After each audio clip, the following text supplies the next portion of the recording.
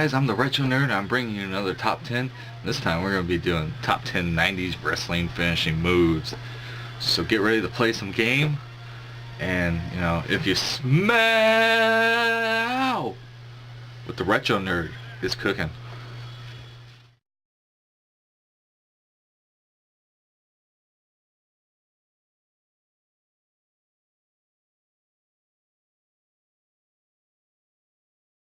Okay, starting it off, we're going to go to number 10, the Torture Rack, or the Total Package, or whatever you want to call it, Lex Luger's Torture Rack finishing move. So pretty much you get the guy, go like this, jump up and down. When Lex Luger did it, it didn't look that devastating, but when you don't do it like he does, where he's like jumping up and down with it, it looks retarded and it kind of looks fakish. I know wrestling's fake and all, but still, it just like, really, that's as bad as like when you stomp and throw a punch, and the stomp is supposed to replicate the fake punch sound or the punching sound. I don't know, the Torture Rack, you know, if you just go like this and just pull down, you know, use all your, you know, just pull down on them onto your shoulders, you know, that looks more devastating than you jumping up and down with them.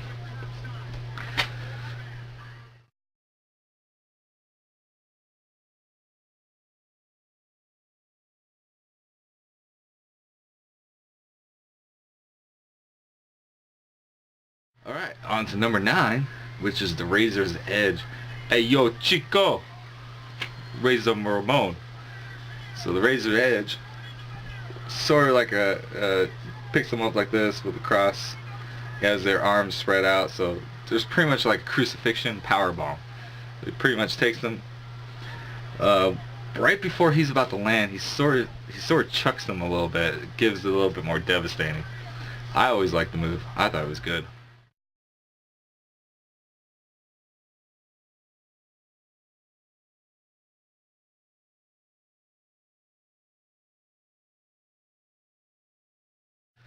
Number 8, a little sweet chin music from HBK Shawn Michaels.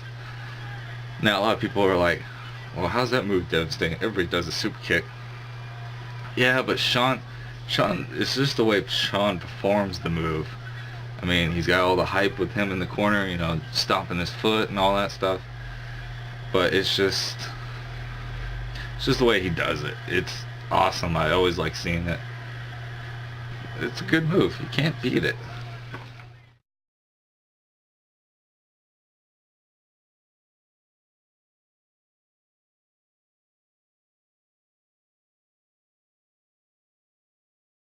So now on to number 7. You know, everybody's like, RKO out of nowhere, RKO out of nowhere. How about Diamond Cutter out of nowhere? DDP. Now DDP, he can hit the Diamond Cutter out anywhere. He coined that phrase. I mean, RKO out anywhere? Yeah. He's got that, but what does this move look like? It's just a one-handed RKO. Diamond, you know, a lot of people can counter that. Yes, people can counter the Diamond Cutter, but he's got it more locked in with two arms than just, you know, Randy Orton's one hand, you know. It doesn't work so well. And Randy jumps, which leaves opponents to grab him and chuck him. You know, DDP, he's still firmly on his feet and just falls completely. A little bit more devastating.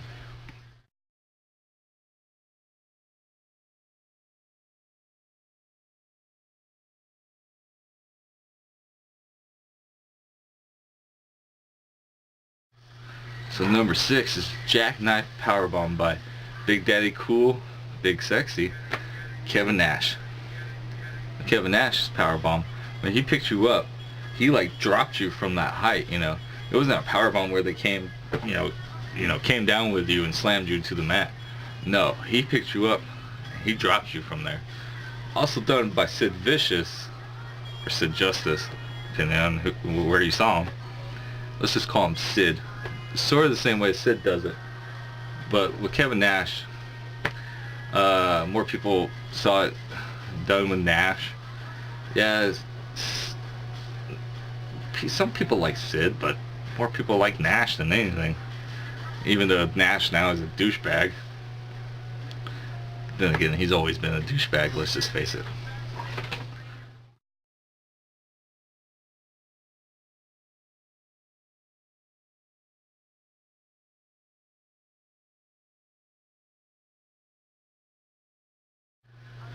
Okay, now we're going on to number 5. Yeah, this one may have a lot of controversy, but I don't fucking care. Yeah, the man did murder his family and stuff like that. Yeah, some shit happens, you know. And you guys are probably going to be like, well, why'd you even put it on the list? Because no matter what, the move was still a good move. The crippler crossface, or let's just call it the crossface. It's still a devastating hold, you know, having the opponent laying down on his stomach while you're wrenching away, and you got his left arm locked up in the leg scissors in your legs while you're pulling on his face like this, you know, with your hands locked in like that. Either like this, or, well, mainly like this. I never saw anybody do a crossface like that. But, and then wrenching this back on your neck, you just felt like someone's gonna snap your neck. And then when he did the crossface and then Jericho did the Walls of Jericho, you were like, damn, that's a fucking good combination.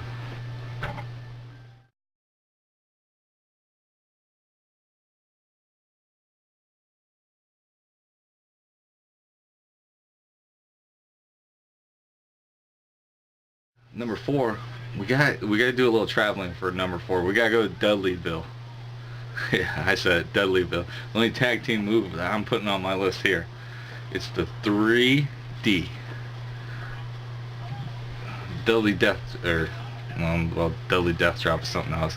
But the 3D is one of the best tag team moves I've seen. You know, the way they time it, the way they're always in position for the move, no matter where the other guy is. The other guy could be outside the ring, and he's already in position that when Devon, you know, Bubba's already in the ring from outside of the ring, but Devon's already got the guy in a flapjack ready to slam him down to the mat. I mean, it's just awesome.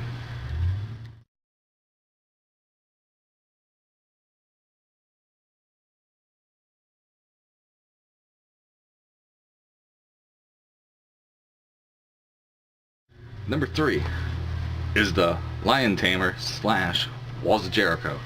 Whichever one you want to call it, Lion Tamer or Walls of Jericho. It's still the same move, and it's still a devastating move. Yeah, it may just look like to some people, a simple Boston Crab. But it's not, because the difference between his Boston Crab and the way he does it is he's sort of, you know, when he turns them, he sort of has like them at an arc.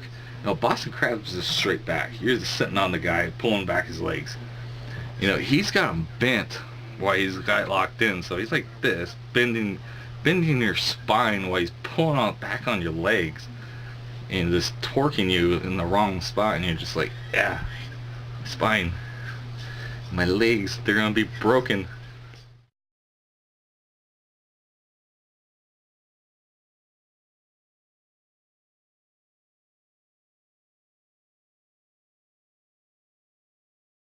Okay, for number 2, we got the Stone Cold Stunner. Stone Cold Steve Austin made this famous. It's just like a simple jawbreaker. Instead of like dropping them on your top of your head like a jawbreaker, instead he drops them on his shoulder after a kick, after usually middle fingers, kick, and then boom, stunner. It's a devastating jawbreaker, and it's one of the best finishing moves, because like how Diamond Dallas Page could hit the Diamond Cutter out of nowhere, Stone Cold Steve Austin can hit the stunner out of anywhere.